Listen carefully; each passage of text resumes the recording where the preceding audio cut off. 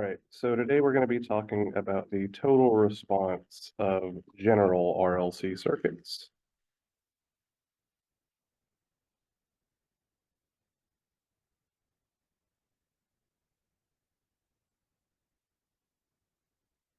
And what I mean by general RLC circuits are circuits that don't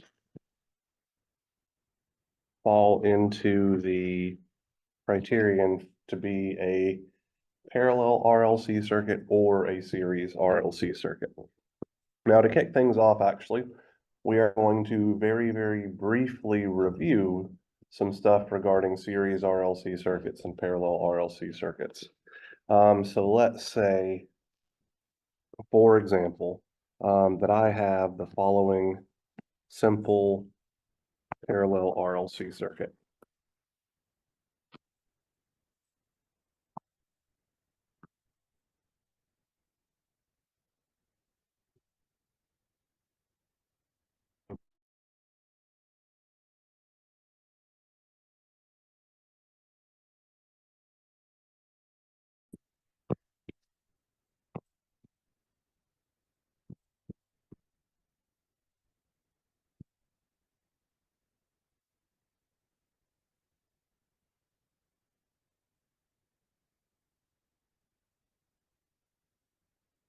Let's say that we have some resistance here, R,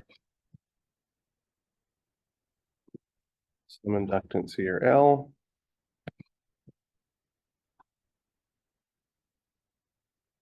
some capacitance here, C. I'm going to define my voltage V of t as the voltage drop across all three elements connected in parallel. And then we'll call this guy my resistor current, this guy my inductor current, this guy my capacitor current. And during the transient condition, how we derived our relationships were we applied Kirchhoff's current law at that top right-hand node, finding that IR plus IL plus IC is equal to 0. And then we took a derivative of that relationship. Then we expressed that relationship in terms of our voltage, and then we took the derivative of that relationship. And we should have wound up with a second order differential equation that looked something like this. So we would have had, hold on, the stylus decided to stop working. Give me a second.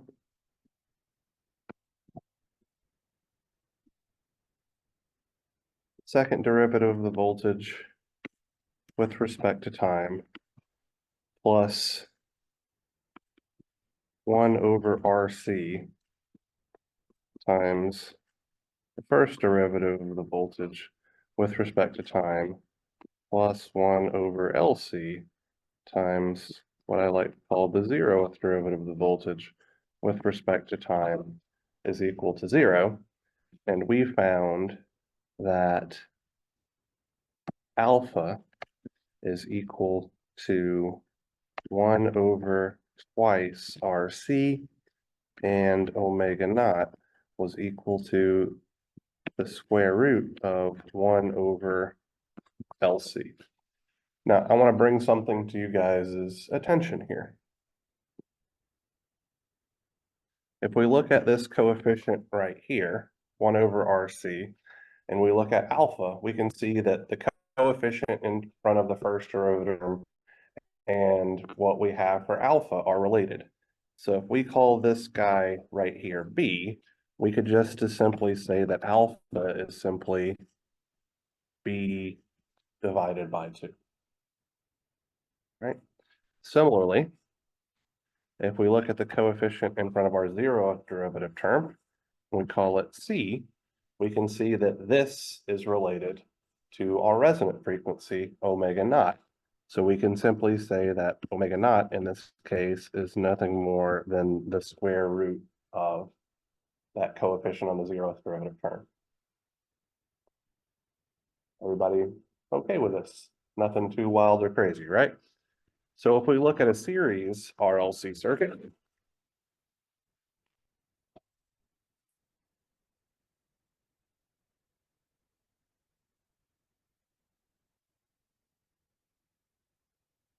So that might be something like this.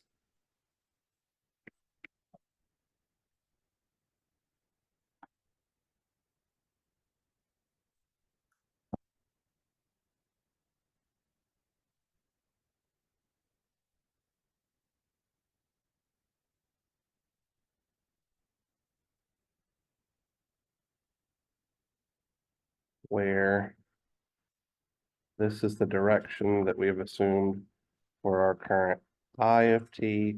Now I can put all my voltage drops. So this would be VL, VC, and VR of t.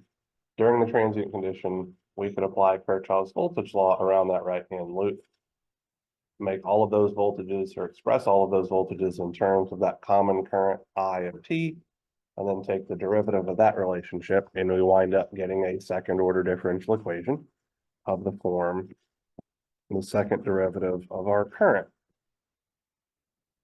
with respect to time plus R over L times the first derivative, of our current with respect to time plus 1 over LC times our current with respect to time is equal to 0.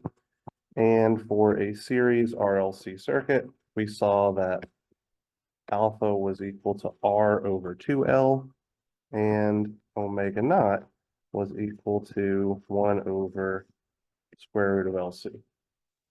So once again, let's look at those coefficients. If we look at the coefficient for our first derivative term, that is related to alpha. And once again, we can see that that relationship is simply that coefficient divided by a factor of 2. If we look at the coefficient on the 0th derivative term, we can once again see that it is directly related to omega naught. And so if we take the square root of that 0th derivative term, we get our resonant frequency. So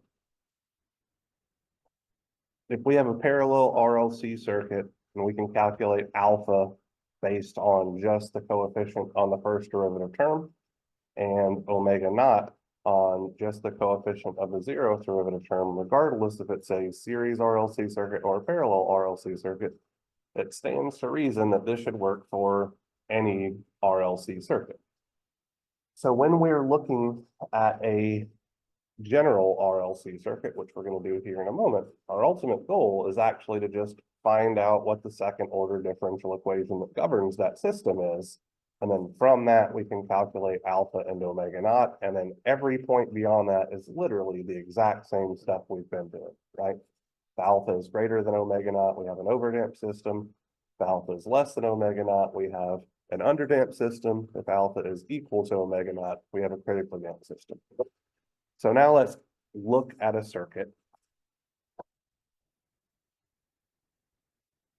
that doesn't quite fit into a series RLC or parallel RLC paradigm, and then we all go from there. So let's say that I have the following circuit.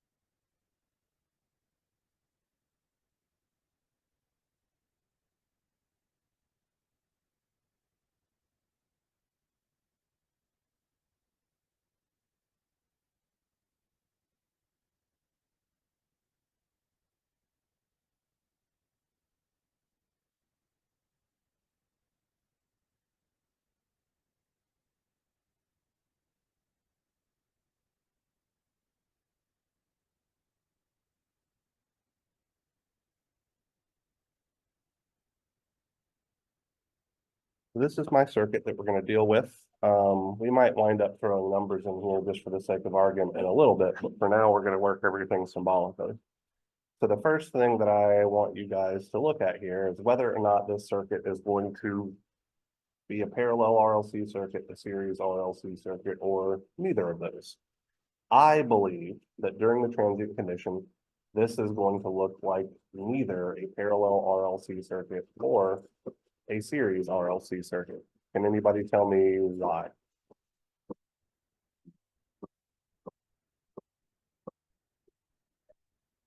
So, if that resistor R2 right there were a short circuit, this would be an example of a parallel RLC circuit, right? But because that resistor 2 or R2 is non-zero, this isn't, right? So what we effectively have is some resistor R1. If we turned our voltage source off and looked at a dead network kind of thing here, that resistor R1 would be in parallel with the capacitor C, but it would also be in parallel with the series combination of L and R2. So it's very close to a parallel RLC circuit, but it's not quite right. And that's enough to make our previous relationships not work out. So we're going to have to figure out how to come up with a second order differential equation for this circuit. So I want to label a couple of things here, okay? So we are going to need to get a second order differential equation in terms of either our capacitor voltage or our inductor current. We don't have to do it for both because we should have seen by now that any second order differential equation is going to govern how the whole thing behaves. So we can do either or and be perfectly fine. So I'm just labeling things here.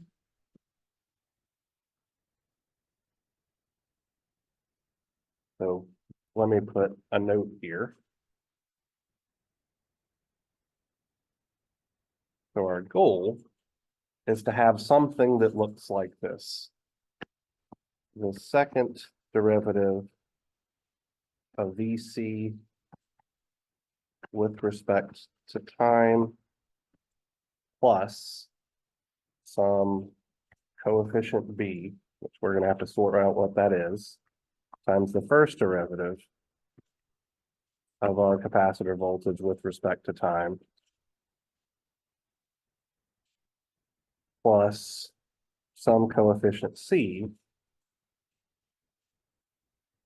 times our capacitor voltage with respect to time is equal to some arbitrary constant K, doesn't necessarily have to be 0, or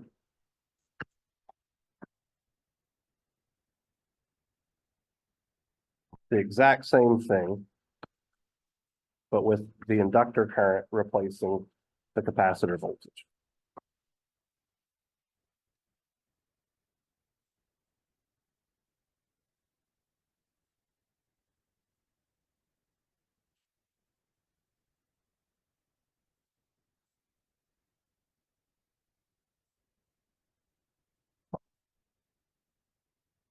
So this is our goal. Okay, so keep this in the back of your head. Now,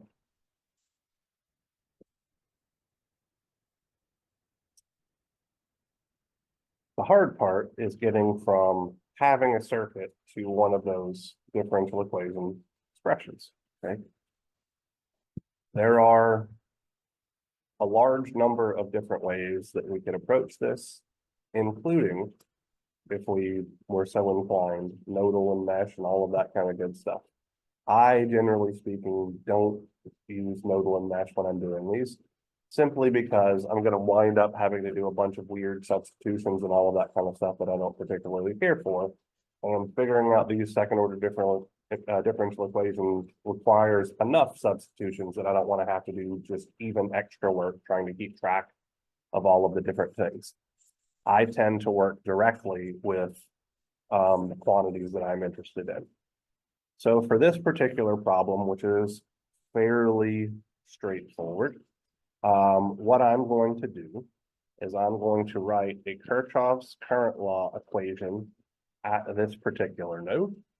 And then I'm going to wind up writing a Kirchhoff's voltage law equation around that right-hand loop. And that should give me most of what I need.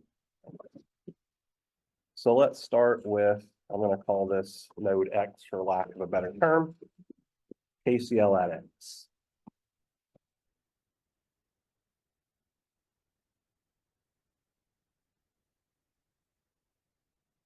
So I'm going to put this current in purple right here. So this is the current that's going to be flowing through resistor R1 during the transient condition. Okay. And I'm going to say that that current is equal to the sum of the currents leaving node X, because again, we're just doing Kirchhoff's current law. So that begs the question of how do I express that resistor current in terms of useful things, okay? So we could do this in a couple of different ways. I am going to say that the voltage drop across resistor R1 is just going to be Vs minus Vc, and I'm going to divide that by R1. So before we move on from this point, is everybody okay with how I've expressed that? Effectively, if you want to think about things in context here, what I've done is a Kirchhoff's voltage law equation around this outside loop in order to figure out what the voltage drop across this resistor is, with the positive polarity on the left and the negative polarity on the right. And then I divided that voltage drop by the resistance to get the current. Anybody got a problem with that? Another way to think of it, if you were so inclined, would be to just kind of treat this bottommost node as if it were ground, so that the nodal voltage on the left-hand side of the resistor is Vs, and the nodal voltage on the right-hand side of the resistor, or at the terminal on the right-hand side of the resistor, is Vc. The same thing. Okay. So I have that resistor current flowing into node X, and then I can say that this is going to be equal to my capacitor current plus, excuse me, my inductor current plus my capacitor current.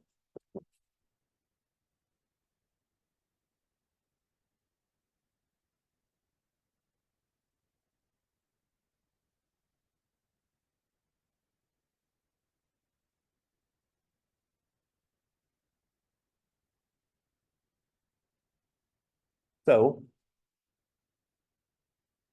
I'm now going to play around with this equation a little bit, and I might wind up coming back to it in a moment.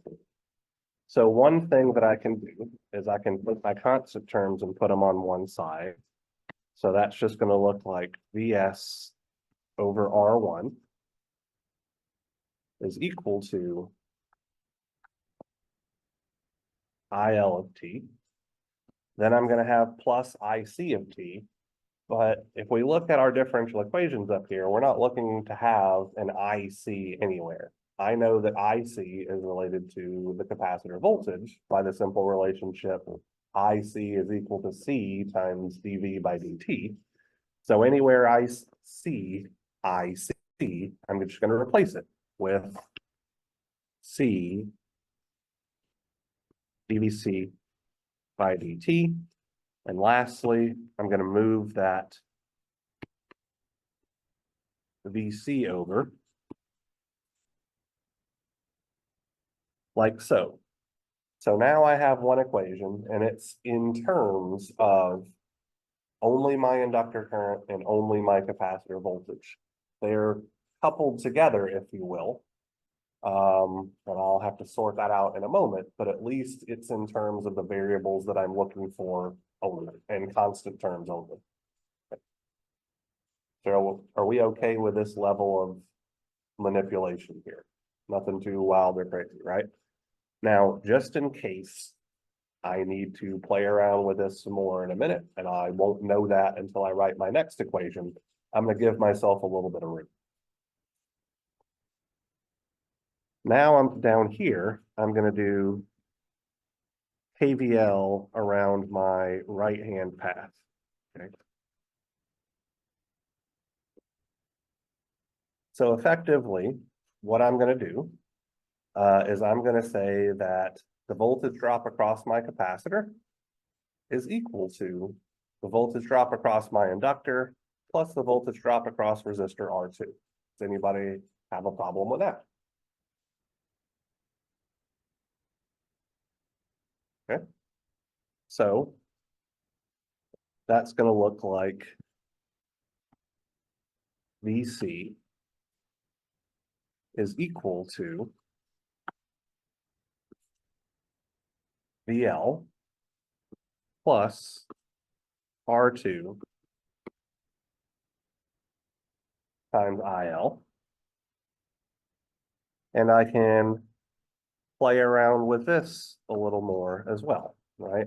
So for instance, with this guy, I could replace my inductor voltage VL with L times DIL by dt. So that gives me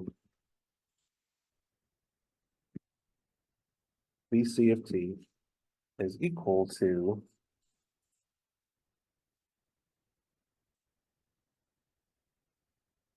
L di by dt plus R2 times IL. Now I have two equations that are completely just in terms of constants and then my inductor current and my capacitor voltage. So looking at this equation, let's call this guy here number 2. I'm actually not going to have to manipulate this guy up here any further, and I'll explain what I mean by that here in a moment. I'm going to wind up just substituting equation 2 directly because I have an equation here where I have my capacitor voltage only in terms of my inductor current related quantities. Now, if we look up at equation 1, we can see very easily that I can substitute what I have for equation 2 right in here everywhere I see VT. What I don't have is what to substitute here where I see the derivative of my capacitor voltage. So I'm going to rectify that literally just by taking the derivative of equation 2 with respect to time. Okay. So the derivative of my capacitor voltage with respect to time is going to look like L times the second derivative of my inductor current with respect to time plus R2 times the first derivative of my inductor current with respect to time. Let's call this equation 3. And up there we have equation 1. And so now we're simply going to substitute equations 2 and 3 into equation 1. And at that point, it's just algebra to put things in the right form. Okay. So we're going to have VS over R1 is equal to, so let's scroll up here. So I just have an IL of t. That's going to be totally fine.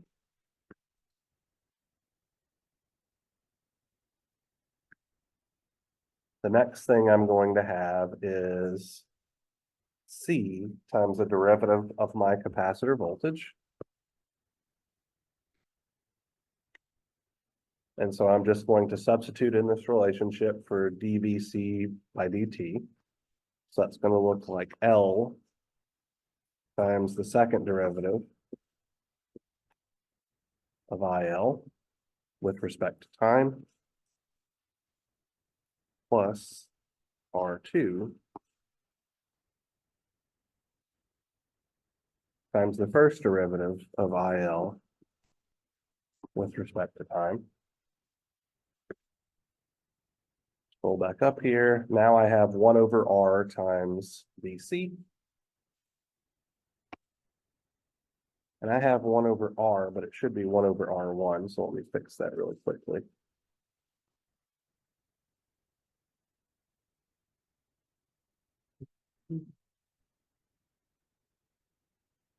L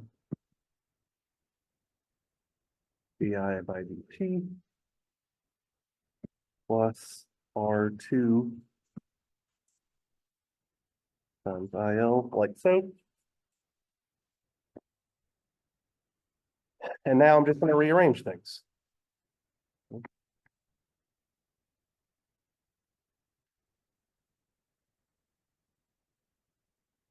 So we've got Vs over R1 is going to be equal to, so I'm going to put my second derivative term first. So I'm going to have an L times a C.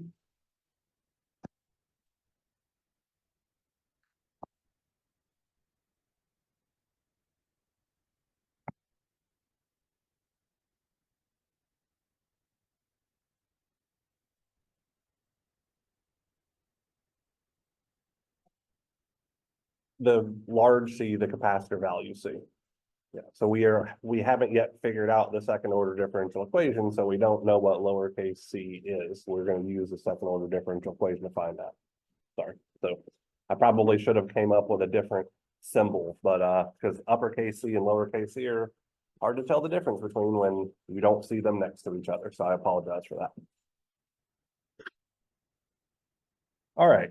So just to be clear, I took care of this term right here. Now I'm going to deal with my first derivative terms. Okay.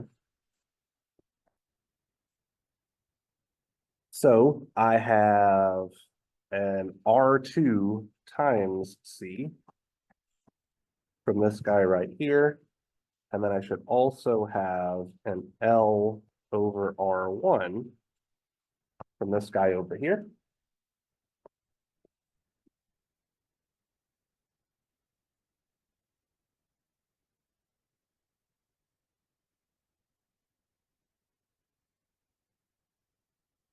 And then lastly, we're going to do our 0th derivative terms. And so I'm going to have a 1 from just that IL of t. And then I'm going to have an R2 over R1 from this guy right here.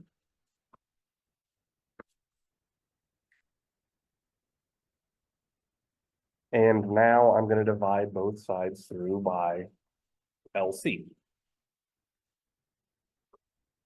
So that's going to give me Vs over R1 LC is equal to the second derivative of my inductor current with respect to time plus R2C plus L over R1 all divided by LC times my first derivative of my inductor current with respect to time plus 1 plus R2 over R1 divided by LC times my inductor current with respect to time. And looking at this second order differential equation, I can now see that alpha is just going to be 1/2 times R2C plus L over R1 divided by LC. And omega naught will be the square root of 1 plus R2 over R1 all divided by LC.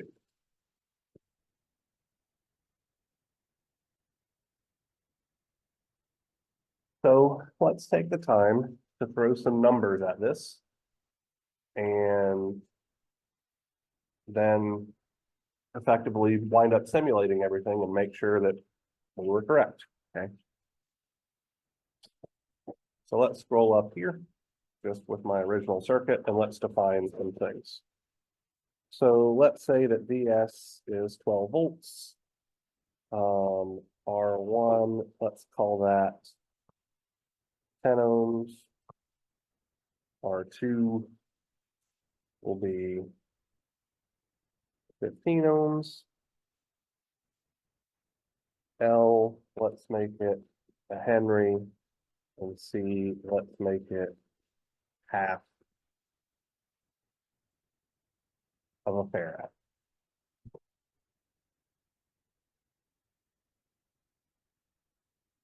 So I'm going to make a copy of this and bring it down to where we're doing our calculations as well.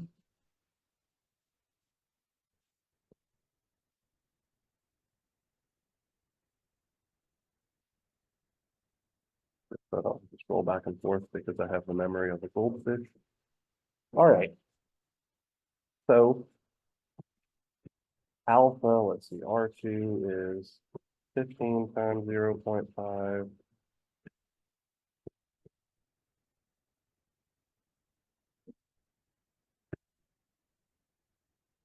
plus 1 over 10, all divided by 1 times 0.5. So I got alpha to be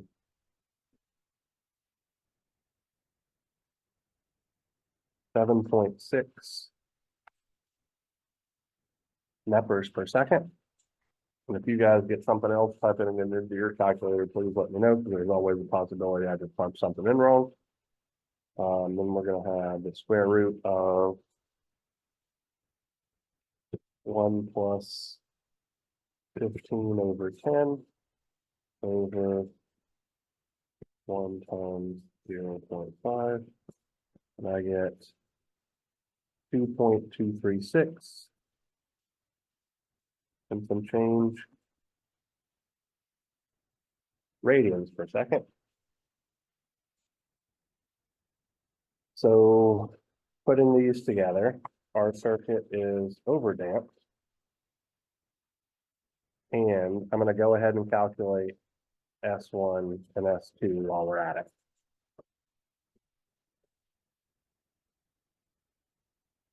So let's see here. So S1 should be negative alpha, so negative 7.6 plus the square root,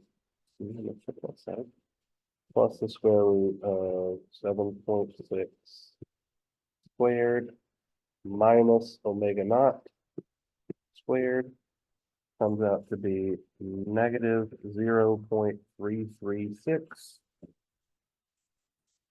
and some change.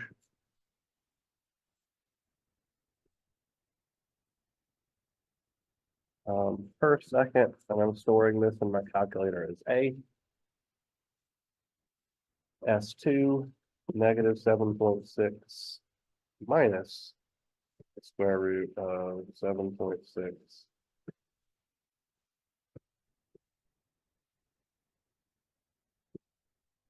minus omega naught squared comes out to be negative 14.864.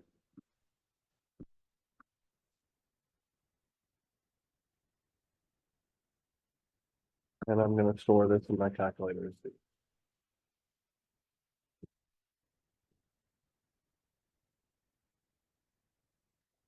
And now we're going to do, analyze that 0 minus, 0 plus, infinity, sort all that kind of good stuff out. So before we do all of that, let's figure out exactly what it is that we're looking for. So you guys tell me what quantity it is that you want us to ultimately find here. Could be one of the things labeled, could be something not labeled, doesn't matter at all to me. IL. Okay, making it easy on us, but that's fine. All right, so we're solving for the inductor current. Okay.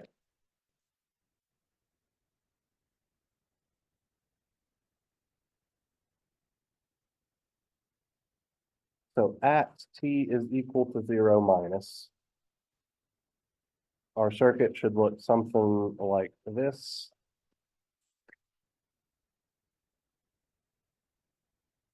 So here's a 12-volt source. Double check. All right, so switch should be open circuited. The answer to all these are going to be 0, but we're just going to look at it just to make sure.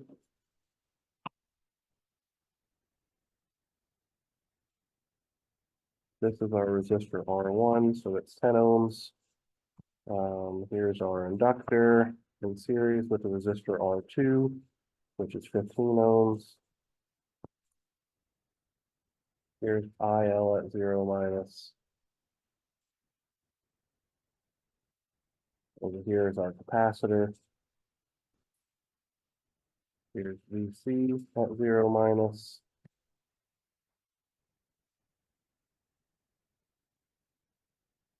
IC at 0 minus. VL at 0 minus. So it should be very obvious from inspecting this thing that literally all of those quantities are 0 because there's no independent sources that are doing anything, right? So IL at 0 minus is 0 amps. VL at 0 minus is 0 volts. VC at 0 minus is 0 volts. IC at 0 minus is 0 amps. At t is equal to 0 plus,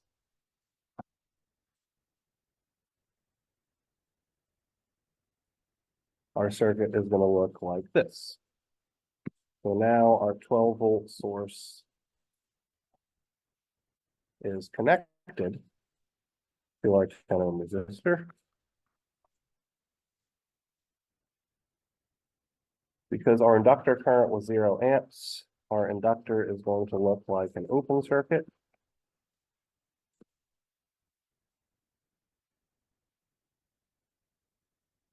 And because our capacitor was 0 volts, this is going to look like a short circuit.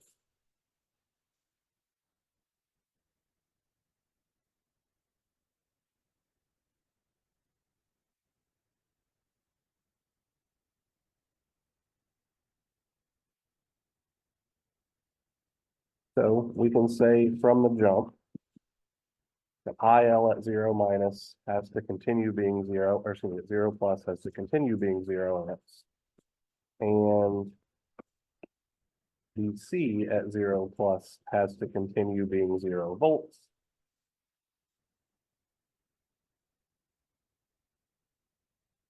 What should VL at 0 plus be?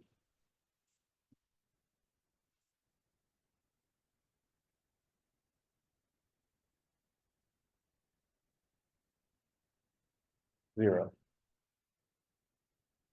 right? So there's no current flowing through the 15 ohm resistor because it's not part of a closed current carrying loop, which means there's no voltage drop across the 15 ohm resistor. So VL is effectively just the voltage drop across the short circuit to the right, which is 0 volts. What's IC at 0 plus?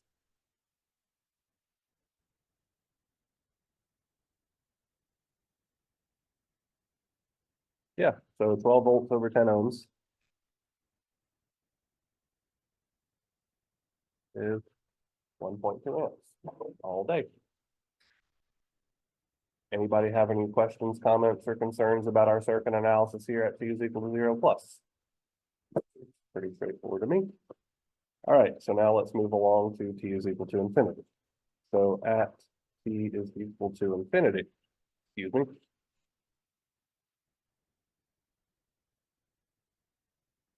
So here's our 12-volt source. Our 10 ohm resistor. Our inductor looks like a short. Here's our 15 ohm resistor. Our capacitor is going to look like an open.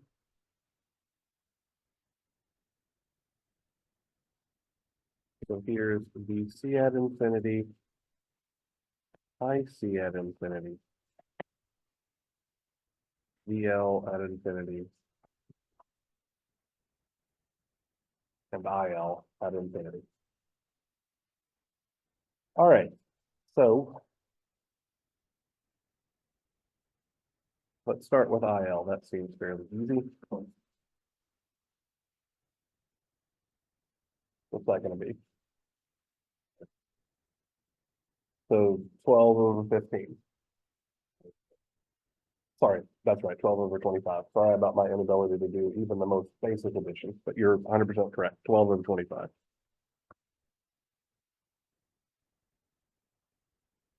Which you said was 0.48.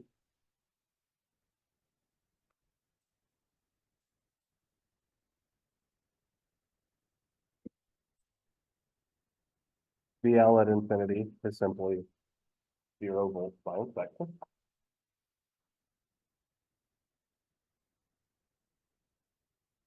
VC at infinity could be found using this voltage division, right?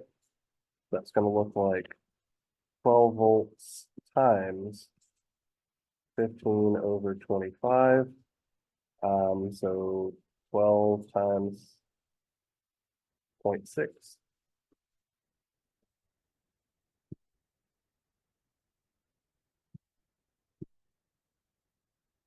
Yep.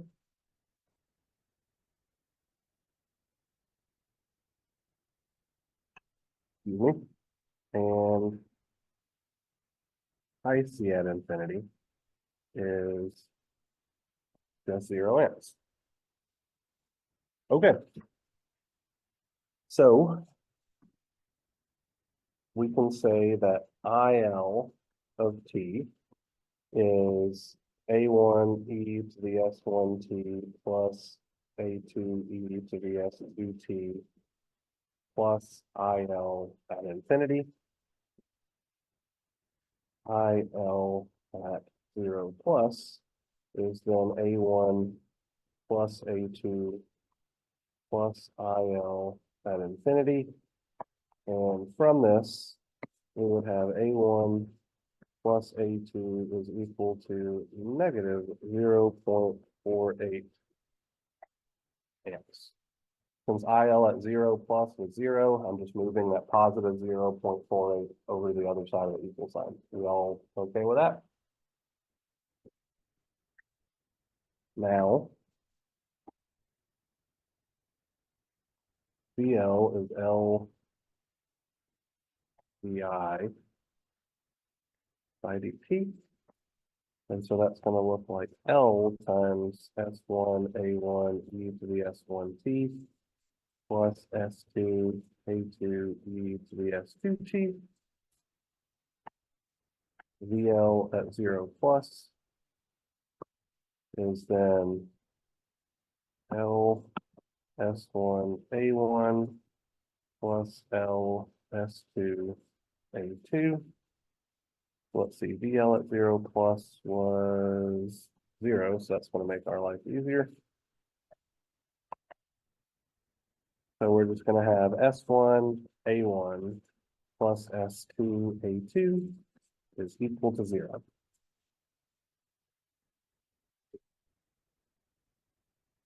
Now I'm going to solve that system of equations because I have S1 and S2 stored in my calculator.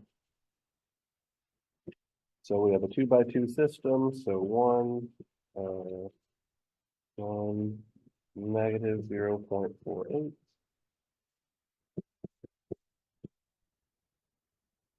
What I have stored in my calculator is A. What I have stored in my calculator is B. That part is 0.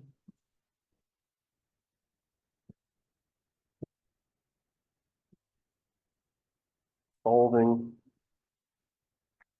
I get A1 is negative 0.491 amps.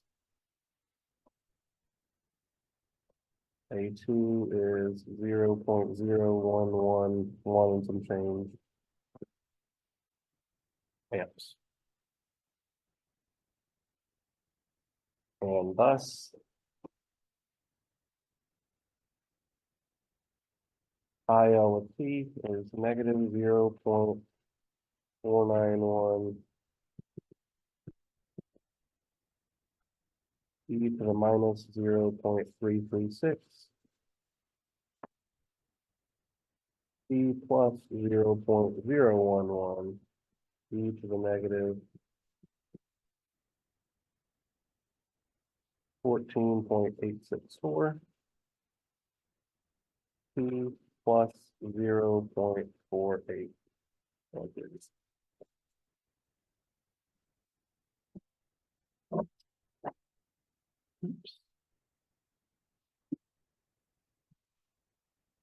Up to that so that we can have access to it. Now we're gonna simulate our circuit.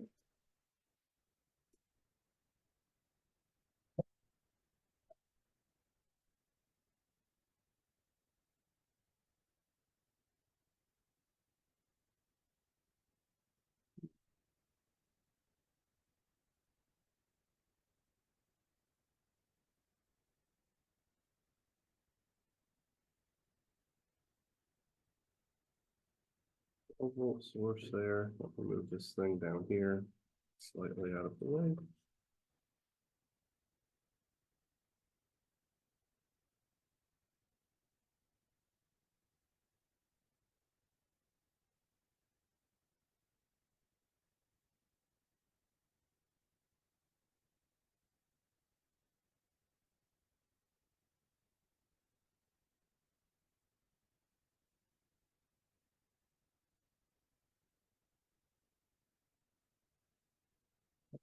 So 10, 1, 15, 0.5.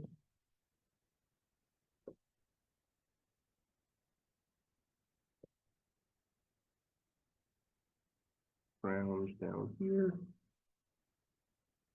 And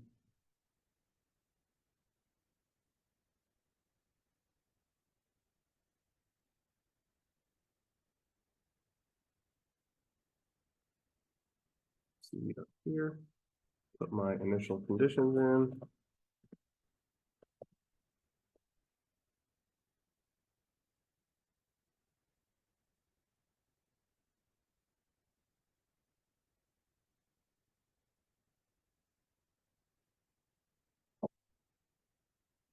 Transient analysis for probably 1 second should be plenty.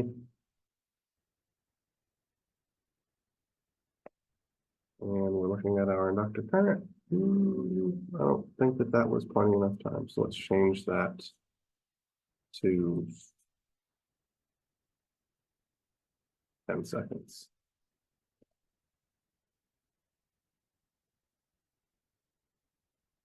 Still not quite long enough. Let's try 20 seconds.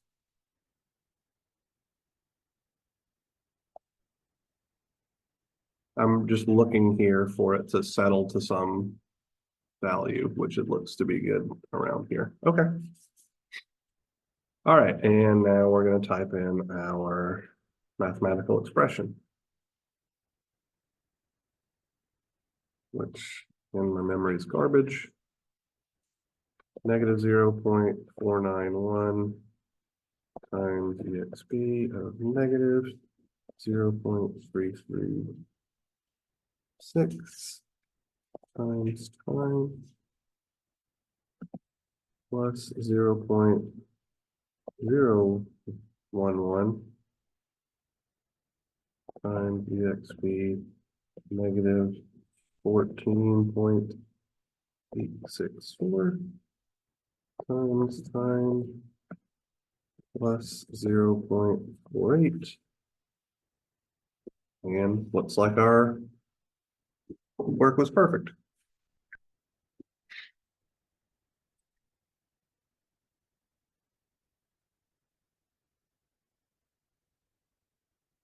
All right, so we're a little bit ahead on time. So what I'm going to try to do is knock out something really quick, which is what we were going to talk about on Friday, which would be a second order circuit to where we had either two inductors or two capacitors, but they weren't able to be combined into a single equivalent thing. We'll just worry about setting up that second order differential equation. And then what we'll do on Wednesday is we'll finish up this problem if we're not able to get all the way through it, and then use the remainder of the day to answer questions regarding homeworks and just kind of use it as a review for your test, which should be on Friday. So I think everything got pushed back by a day. So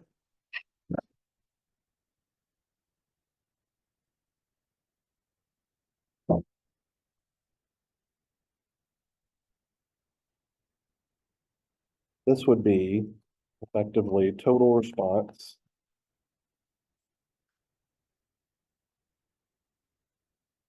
of second order circuits. And it is literally the exact same thing that we just did, except that we're not required to have a capacitor and an inductor. So, bless you.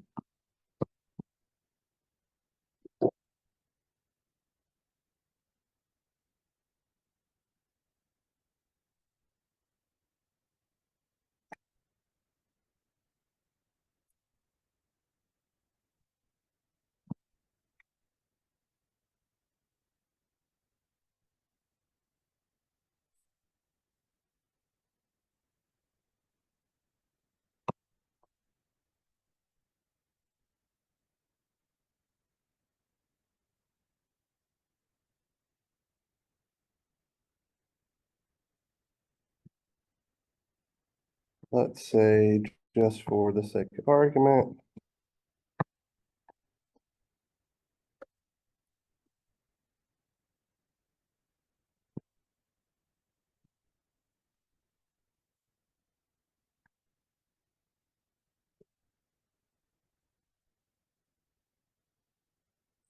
that we had this circuit.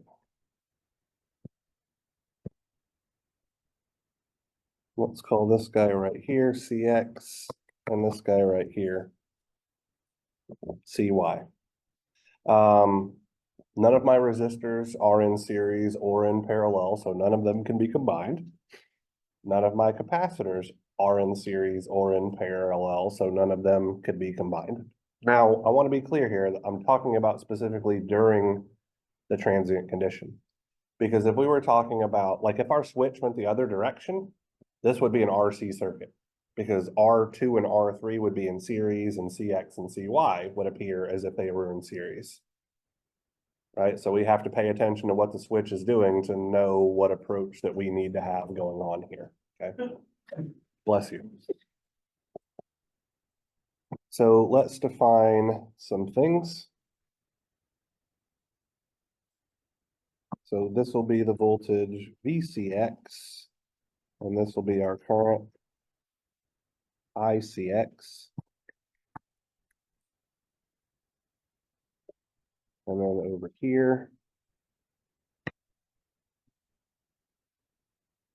this will be our current ICY. And this will be our voltage VCY. I'm going to work this problem extremely similarly to how I worked the last one because it's how I work literally all of these. It's usually one KCL equation, one KVL equation, and then figure out what I need from there. I'm not telling you guys explicitly to do it this way. This is just the way that I personally find the easiest.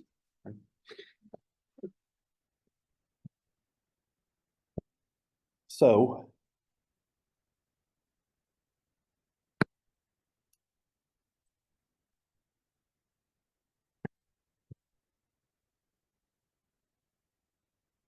couple of different ways that we could approach finding the current flowing to the right and setting that equal to the current flowing out in this case.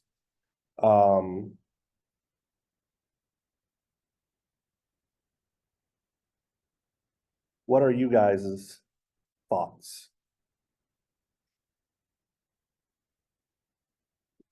It's ultimately you guys that are going to have to do this on your homework and your take-home exam. Figure you might, want to take a crack at it.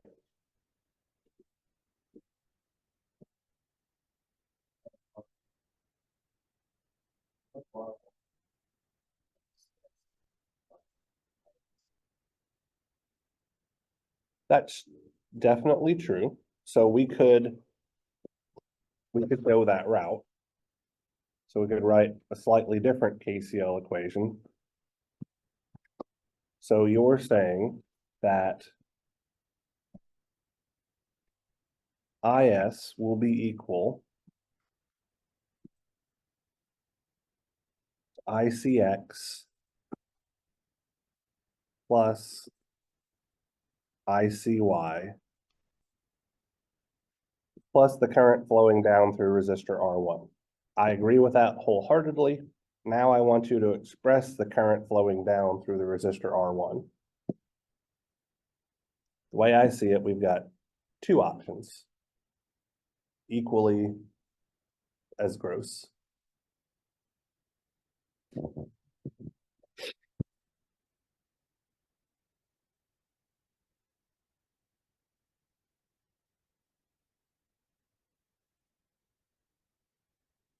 So to me, the voltage drop across the resistor R1 is the same as the voltage drop across resistor R2 in series with the voltage drop across the capacitor CX, or it's the same as the voltage drop across R3 in series with the voltage drop across capacitor CY.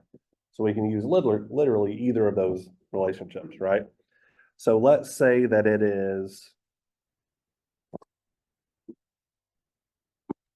just for argument's sake, doesn't matter here, ICY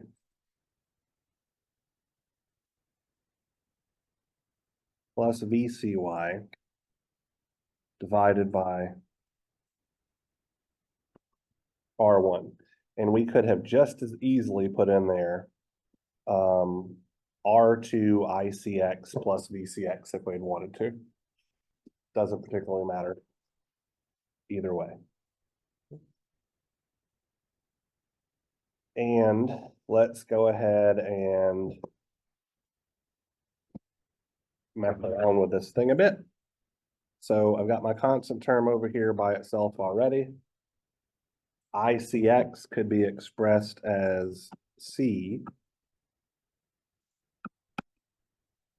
dVCX by dt.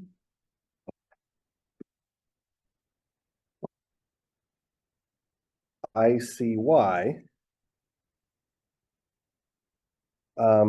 So notice here actually that I'm going to have an ICY by itself, and then I'm also going to have an R3 over R1 times ICY from that term on the right-hand side. So let's go ahead and put this as 1 plus R3 over R1 times C dVCY by dt. And then we're going to have a 1 over R1 VCY, like so. So the hardest part about all of this stuff, at least to me, is the algebra. So I want you guys to double check and make sure I haven't made any simple mistakes here. It'd be easier to put the CX and the CY in the coefficient, since they're different values. Oh, thank you for that very much. Yes, that was just me having a brain fart. So this is definitely a CX. And this is definitely a CY. Yep. So that would have been confusing as hell a little bit later on. So thank you very much for that, Tyler. Just a total brain fart. Thank you. Any other questions, comments, or concerns about this particular equation? Any glaring mistakes or anything?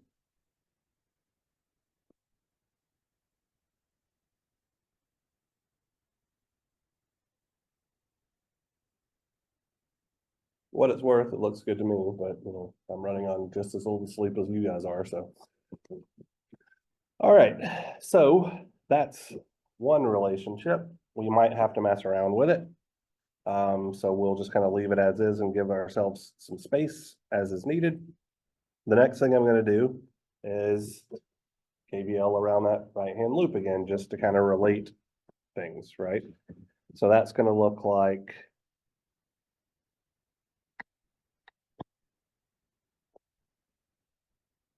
R2 ICX plus VCX is equal to R3 ICY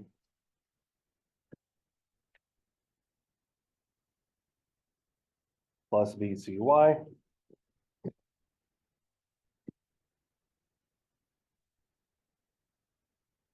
And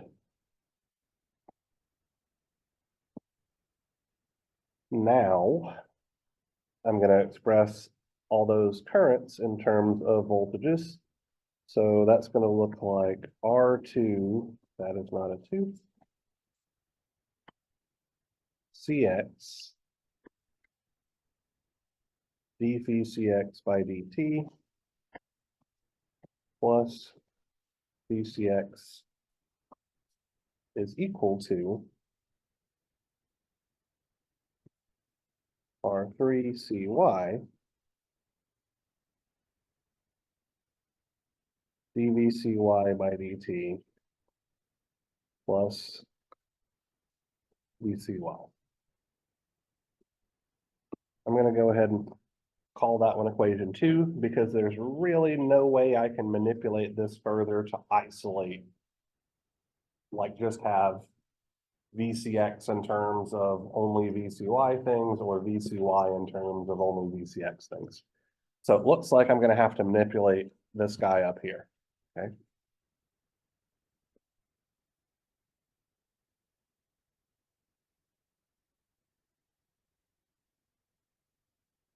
This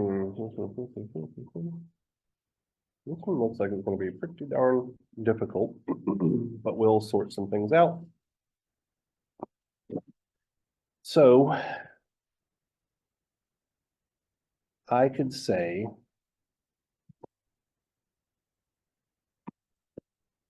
that CX times dVCX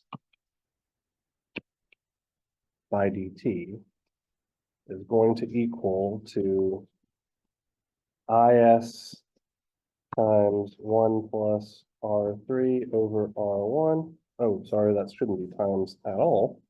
It should be minus 1 plus R3 over R1 CY dVCY by dt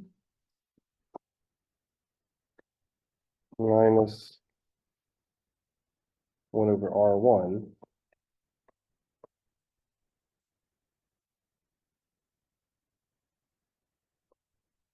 VCY.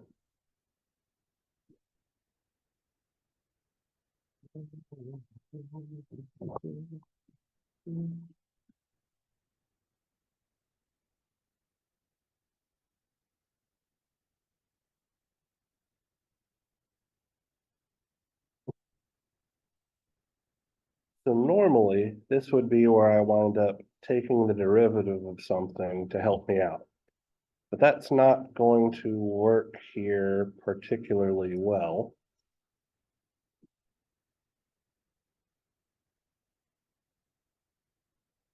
I don't believe.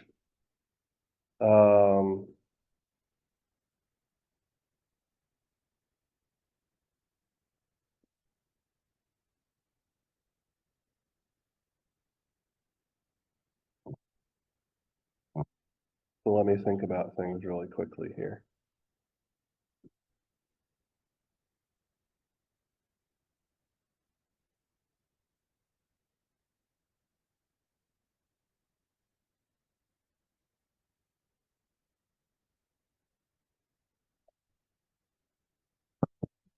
So I have that guy right there, which is part of this thing right here.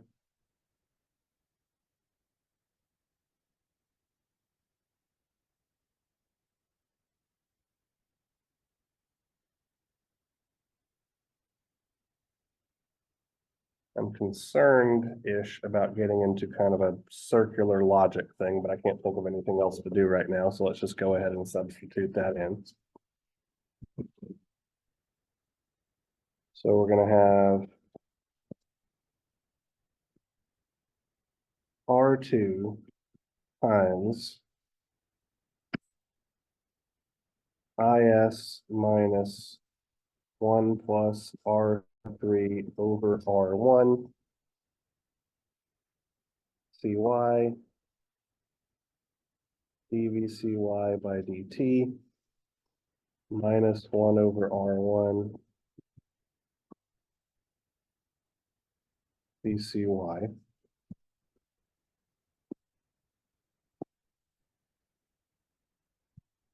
plus dCx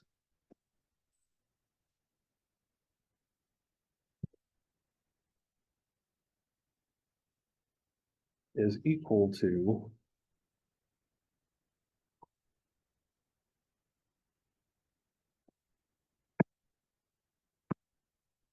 R3CY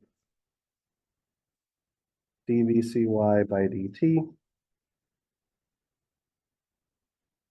plus VCY. And now all of this stuff over here is in terms of VCY. All of this stuff over here is in terms of VCY. So it looks like I should move everything over there on the left that I underlined over to the right so that I have an expression for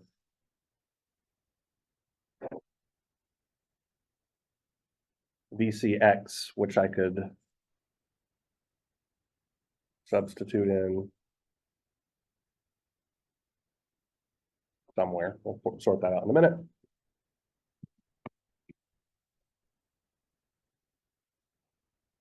So VCX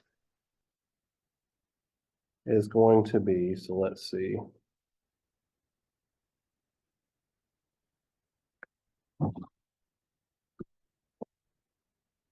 So I'm going to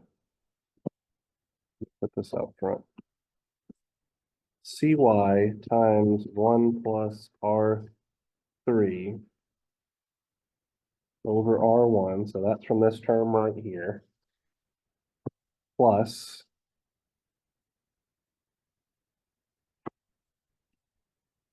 R3. Yeah, that's, I don't like that. Times the derivative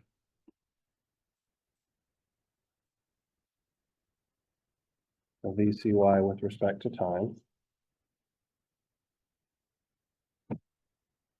Then I'm going to have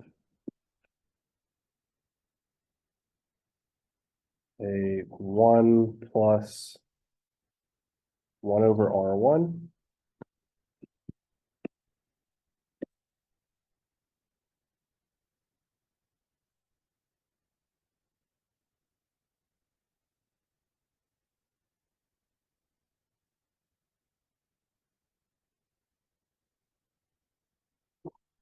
VCY minus ISR2. I'm 90% sure I've made a mistake somewhere here, and let me explain what I mean by that very specifically. So I have CY times 1 plus R3 over R1. So that is just a capacitance. And I add to that R3 times CY. R3 times CY is not a capacitance. So how do I have farads plus something that doesn't equal farads and adding them together? So that's a big indicator that I've made a mistake. Similar thing on the other side, I have a 1 plus 1 over R1. 1 doesn't have units, 1 over R1 definitely has units, so the units here are telling me that I've made a mistake. Yeah, sorry. You only have like a partial, I had, but it would be multiplied by, one plus R, one, R zero, one, Okay, one, R. all right, so that R2 right there took care of that guy. And then R2 over R here. So let's see, so I have resistance times capacitance plus resistance times capacitance, that seems legit. Over here, I have a number plus resistance over resistance, which is just a number, so that seems legit. Let me just double check things here.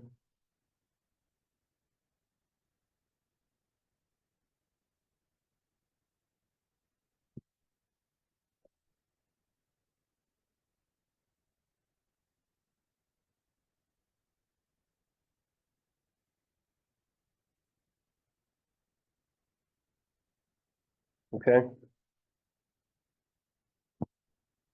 So here's VCX by itself. I could take the derivative of this thing.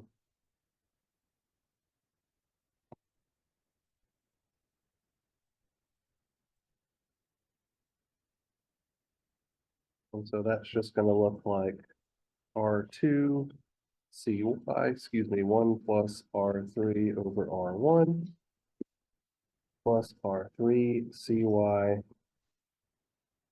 times the second derivative of VCY with respect to time plus 1 plus R2 over R1 times the first derivative of VCY with respect to time. Like so. And so now I have an expression for VCX and dVCX by dt, all just in terms of CY. And so I should be able to put those in equation 2, and that would give me a second order differential equation only in terms of VCY, which I'm only got 2.5 minutes to do, so we'll save that for our next class meeting. But anyway, process is effectively very, very similar. Ultimately, all we're looking for is a second order differential equation in terms of one of those capacitor voltages. And once we've got that, we can calculate alpha, omega naught, and go on about our merry way. All right, so we'll wrap this up on Wednesday. There should be a homework assignment for this material consisting of only 2 problems, because I understand how tedious this can be. Just for argument's sake, we'll take the next 2 minutes to discuss what your test is going to look like on Friday. There will be on your in-class portion, 1 parallel RLC circuit and 1 series RLC circuit. One of them will have a dependent source, the other will not. That's all your in-class portion is. It is effectively just, I'm expecting you to work 2 homework problems in an hour and 15 minutes. Your take-home portion will be one of these. That's it. The table that I gave you all is your equation sheet. You've had it the entire time. I fully expect you to know how to use it by Friday, if you haven't already figured it out. Okay.